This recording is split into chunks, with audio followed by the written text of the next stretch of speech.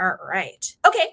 So let's get started. I am going to share my screen. Please hold. At least I'm going to try to. Chrome tab, Studio Story. All right. Okay. From the Scooby-Doo movies. We're going to have to talk about that. Also, Lil Nas X, Always and Forever. Okay. Let's get started, folks.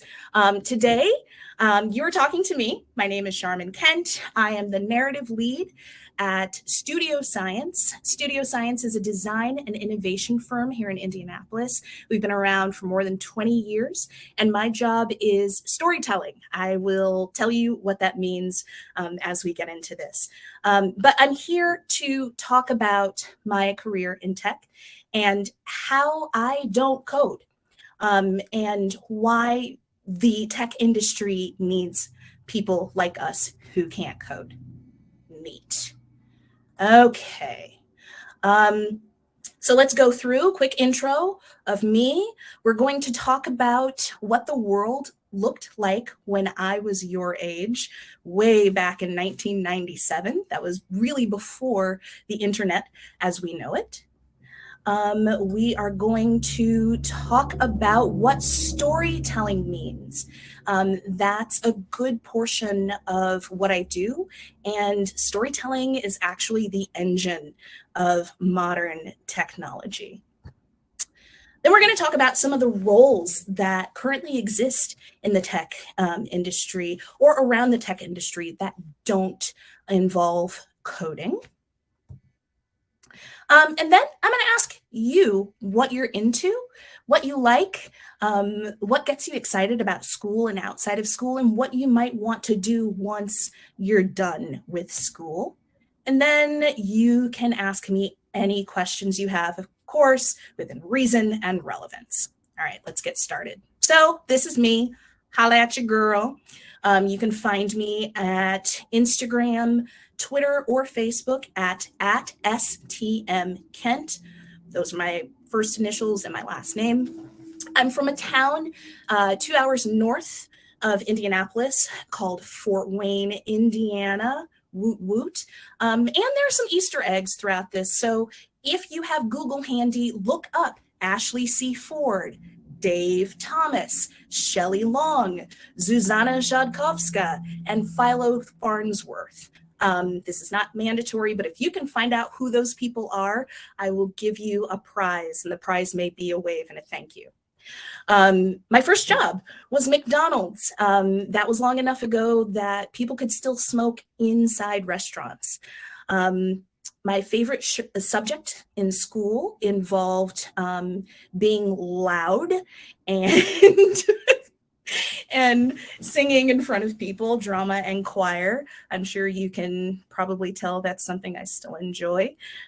Charles, I will put those names in the chat later on.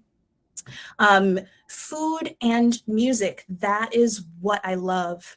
I do a lot of cooking. I live here in Noblesville with my husband and son, but if I am not momming or working, I am cooking and dancing. Also, my hashtag for my food photos, because that's what I do, is Bougetto Kitchen. So if you're interested in cooking, that's what I do. Okay, so what's interesting is that I work for a design firm, and these slides are awful. They're horribly designed because I am not a designer. But this is an idea visually of what my career path has kind of looked like. I do a lot of writing. I've spent a few years working with companies on their brands, which is what I do full-time now. I've even taught. I taught for the IU Kelley School of Business for a while and at Kenzie Academy. And I'm saying all of this to give you an idea of sort of where I started, because my path through tech was an interesting one. I've spent the majority of my life, the majority of my career writing for other people, creating brands, working with engineering teams to describe software, And my chosen career is not technical, nor technically have I worked. Um, I don't work for a tech company now, but the vast majority of my work and the organizations that I work for and work with are centered around technology, its use, and how people feel about it. My job is very touchy feely to be in tech. Um, and I've always wanted to learn more about technology, particularly because of where tech was when I was your age. There was an entire world, y'all, before the internet. These iPhones and my Apple Watch, none of those things existed when I was a senior in high school. In fact, here's what technology looked like. Does anybody recognize any of these icons? Like, I know you're going to recognize the Harry Potter book. They had the Atari, Emily. So the Atari is actually like my older sister's generation. She's 50. I am 40 blank years old. So yeah, the PS1, that's a flashback. Some things that happened in 1997. Real Player was a thing. What you think of as iTunes or Apple Music, 20 some years ago was an actual physical piece of software. We talked about the Apple Watches and iPhones. Palm Pilots were a thing in 1997. They weren't connected to the internet because the internet, again, as we understand it, didn't exist. Netscape was one of the first, Darren, you got jokes. Netscape was one of the first internet browsers, but you couldn't really use it without AOL. America Online was the internet when I was younger. Then looking at something like web TV. So in 1997, watching television on the web or having the web on your TV was mind blowing. So in high school, I grew up with all of these things. The AOL was new. Getting onto the internet was new. Talking to people was new. And I knew that I was really interested and drawn to that. Culture was also changing with technology and always moving. But at this time, culture was also really propelled by technology. A lot of the things culturally that are happening right now are a direct result of technology. But in 1997, I didn't see a career in technology because technology as an industry didn't really exist. So I went to college, and what I wanted to do when I went to college was write. When I finished my undergrad degree, though a lot of the writing jobs that I wanted had dissipated, they disappeared. That is also a direct result of technology. So, what do you do when you get a college degree, a 4-year degree in something that you absolutely love, but there are no jobs?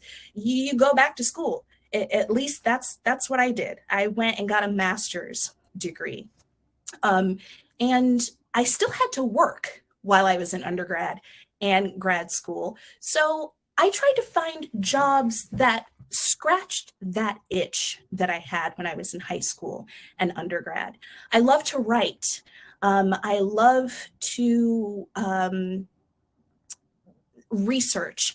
I love to dig into problems, and I love to try to find new ways to communicate with people. So again, this is like early 2000s. The internet is becoming a thing. It's in its infant stages, but it looks nothing like it does now. So while I was in undergrad and grad school, absolutely Joshua Dobby is better than Draco Malfoy, especially when he has a sock. When I was in undergrad and grad school, I worked for the university I went to. I worked at IUPUI. It was close to where I lived. I lived downtown. And it was a discount on my tuition. It also gave me the opportunity to find some ways to explore what I wanted to do. So I worked for the Office of Marketing and Communications, or I'm sorry, Office of Communications and Marketing at IU. And I worked for the Faculty Development Department at IU. Then I did some freelance writing. I wrote for both local and national publications, mostly about music, politics, and culture. If you look up my name on Google, you can find some of the writing that I've done. And then as I got into grad school and started to really build my career, I found some marketing and communications jobs. And those were jobs that allowed me to focus solely on what I wanted to do, which was learn how to build communications for companies and for people. So something huge happened when software went to the cloud. When I was in high school and up until probably the early to mid 2000s, software was just a tool. It wasn't an industry. People didn't want to work in software. But something happened with cloud computing and e-commerce. Once people were able to buy things online, everything changed. And the way that people communicate, the way that companies sell and reach out to people changed. Became an entirely new industry, in fact. And there are many different ways to talk about the industry that came out of this. I think of it as SaaS, so software as a service, and everything that that entails. But there are a lot of little small industries and jobs that really spoke to me and that I was able to try out in my new career in technology.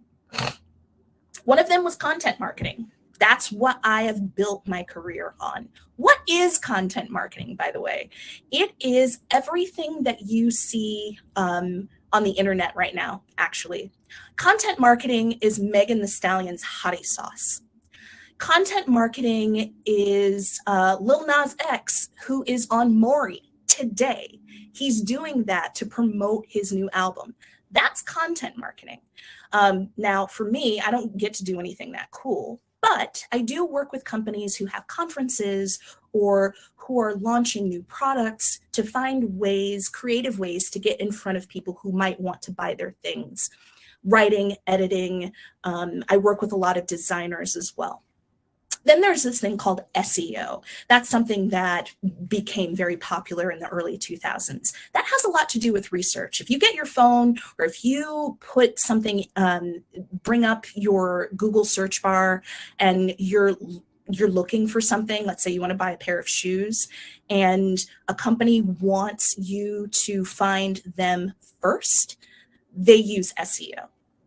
Then there's blog writing. That's the thing that I kind of cut my teeth on, which is part of content marketing. And then, of course, there's social media marketing.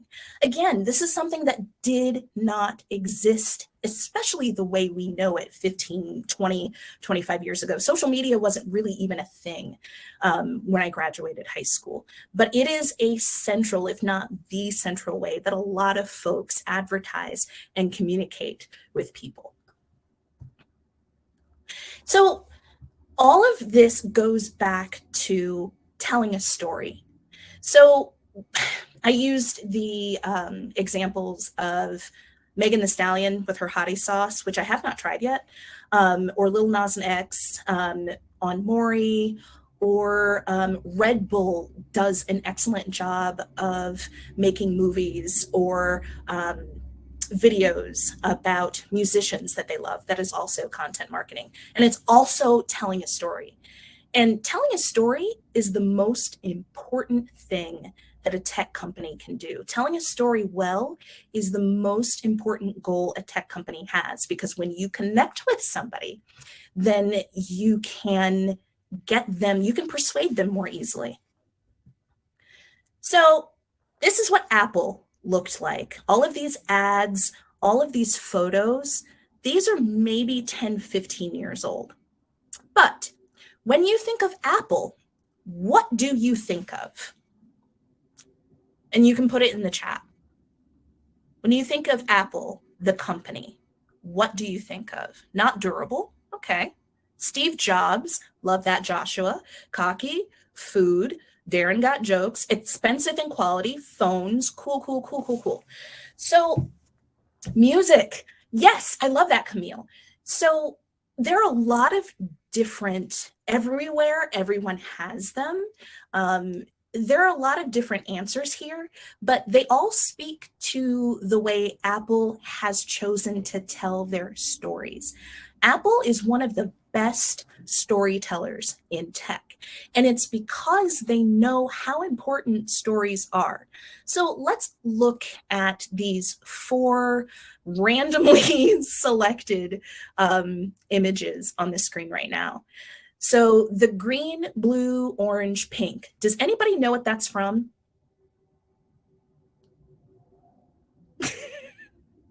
Hey, Charles, when I was in kindergarten, our school was the first school to have Macs, and we were not that. Okay, we were a little hood, but still. So this first photo is of the iPod. Does anybody have or has had an iPod? Anybody? The iPod, okay, cool. The iPod was one of the first, if not the first, portable digital music player. There were a lot before, like I had a mini disc, you can look that up. But it was new, and the way that they got people to be attracted to it was to show people. They didn't show the product. I mean, you can kind of see the product, right? But what you see is people dancing. They wanted to tell a story of how Apple brings music to everyone, regardless of what you look like or how you listen to music. Then there's the iPhone. So many of you, most of you, are younger than the iPhone. And there's an app for that. Was huge when the iPhone first came out, because the idea that there were tiny software applications that just did one thing and did that one thing well was revolutionary. Apple told that story, and that's why the personal computing industry looks the way it looks. It's specifically because Apple decided that they wanted to build smartphones in that way. Then we get to the rainbow Apple. Think different. What's cool about this is that personal computing wasn't a thing, let's say 40 years ago at all. Apple is solely responsible for bringing computing to the masses. If you are really interested in something that's both a great example of branding and really weird, look up Apple Computing 1984. That is a commercial that Apple created specifically for the Olympics, to usher in a new era of personal computing. It's really dark. It's really like art film schooly, but it's also a great example of how Apple tells so many different stories. And then this music icon, that's iTunes. iTunes doesn't exist anymore, but how many of you have used iTunes or Apple Music?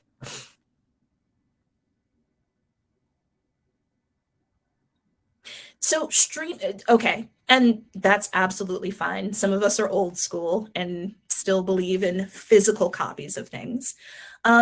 Streaming music was a completely new concept before Apple democratized it. Now, there were pirate programs out there that I won't talk about because I used them when I was an undergrad. But Apple is responsible for the streaming industry, the music streaming industry, looking what it looks like now. And they tell all these different stories. I'm saying all of this to say that this is kind of what my job is. I do not work with Apple. I would love to work with Apple. Yes, Joshua, Spotify is absolutely superior. In fact, I would love to work with Spotify. But this wasn't the work of engineers. The iPod, the popularity of the iPod, there's an app for that, that's saying the idea that Apple helps you think differently. That's not the work of engineers. That's not the work of coders. That's the work of people like me. That's the work of product marketers. And we'll talk a little bit about product marketing in a second. But the idea that you can use a story or use creativity to talk about technology, that's my bread and butter. And the best tech companies understand how important it is to tell a story. So, what goes into Apple's big stories? How do they tell their story? Oh, for one thing, they focus on what matters. They focus on technology. They focus on their products, both their hardware and their software.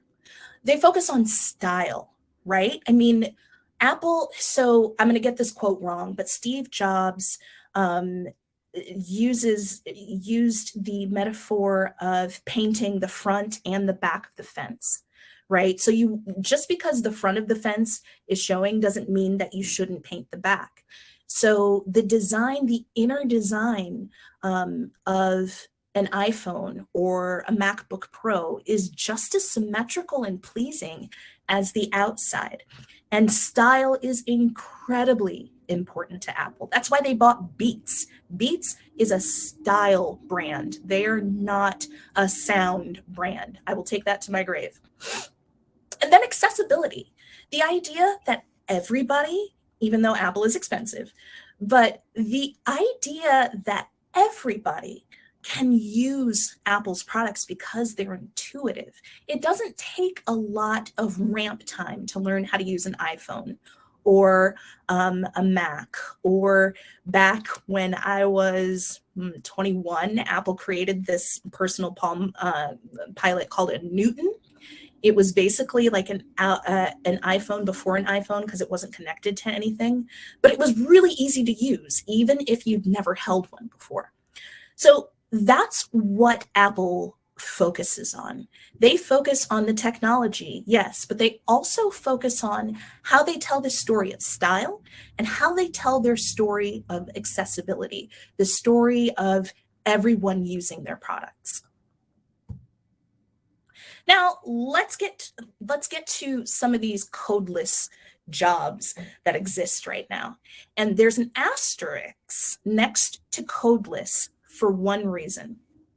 Just because you don't code doesn't mean you won't need to know how to use technology. You can ask me about this later if you're interested, but when I work, I use a ton of technology.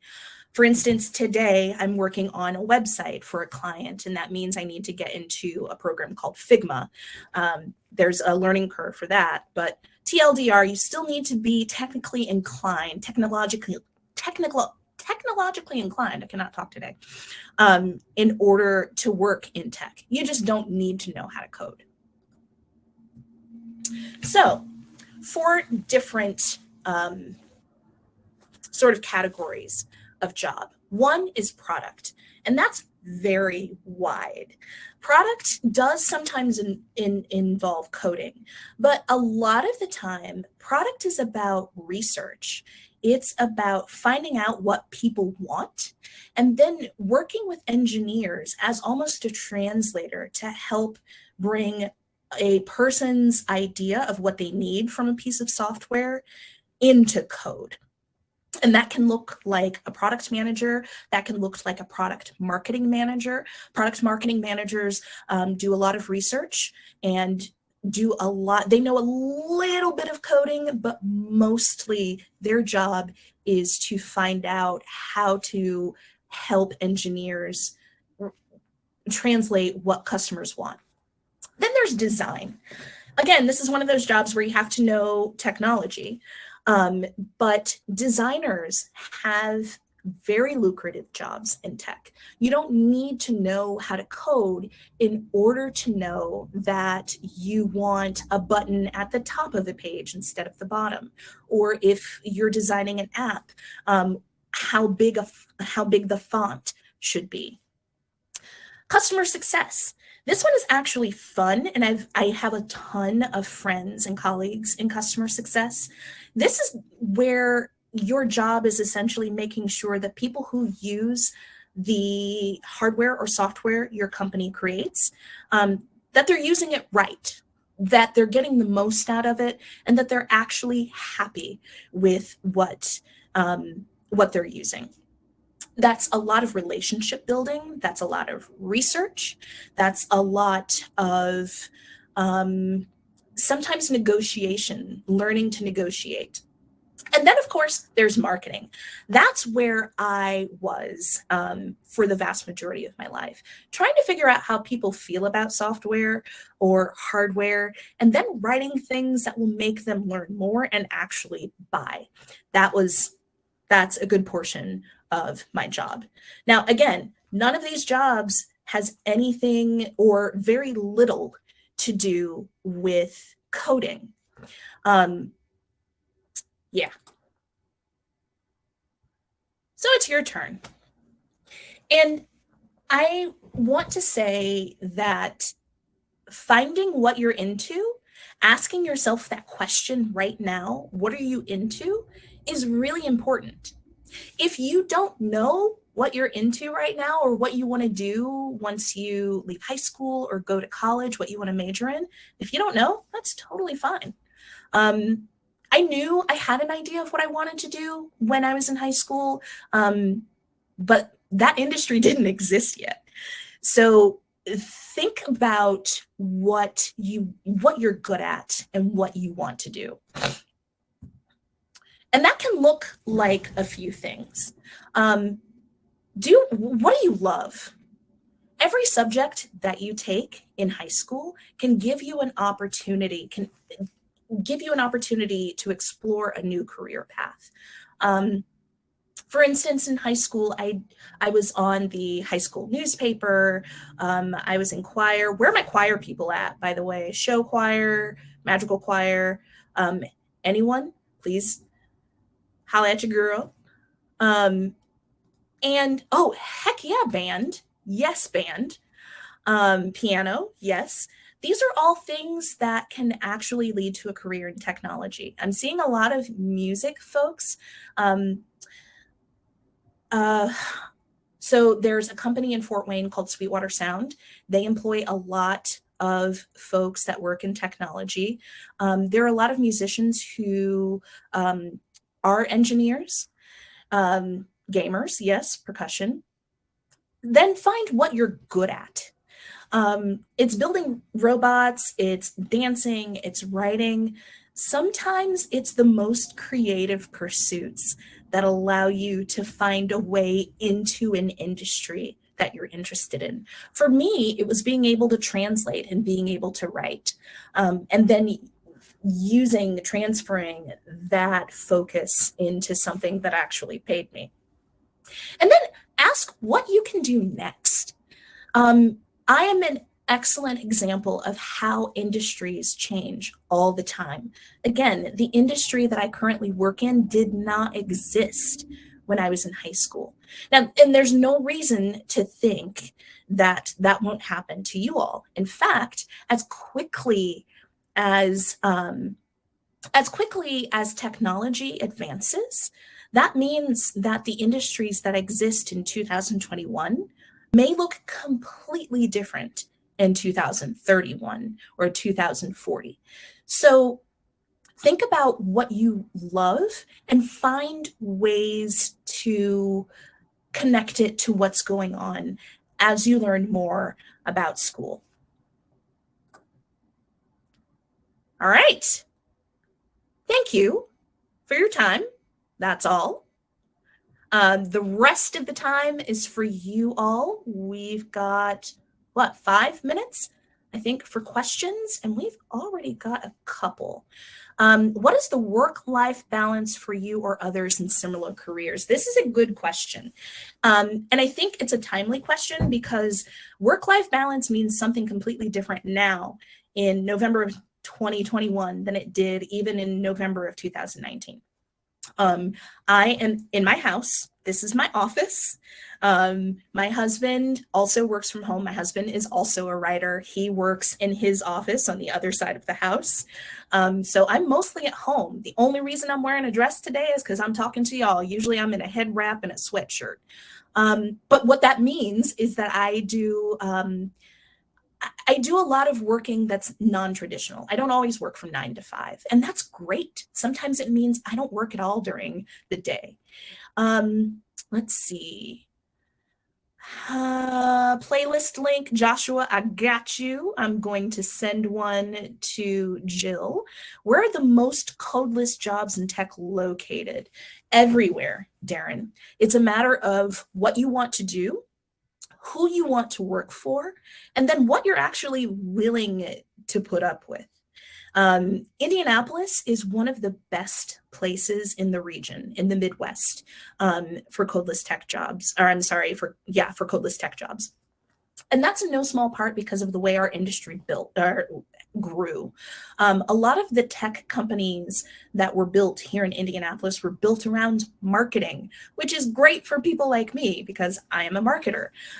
There are other places, I'm trying to think. I think North Carolina has a huge financial tech industry, and there's a lot of marketing and QA and other jobs in North Carolina. Basically, each region in the country sort of has their own niches, and depending on where you are and where you want to go, what you're most interested in, it depends. How might my future career as a therapist deal with technology? I love that question, Gray. And that's a chewy one. So, full disclosure, I do have a therapist, and she and I actually talk online. So a lot of people who, in medicine in general, a lot of people are using technology to meet with their patients and their clients. I think there are there are apps that help people track their health, both mental and physical. In fact, one of the things I love about my Apple Watch is that I can track my my meditation.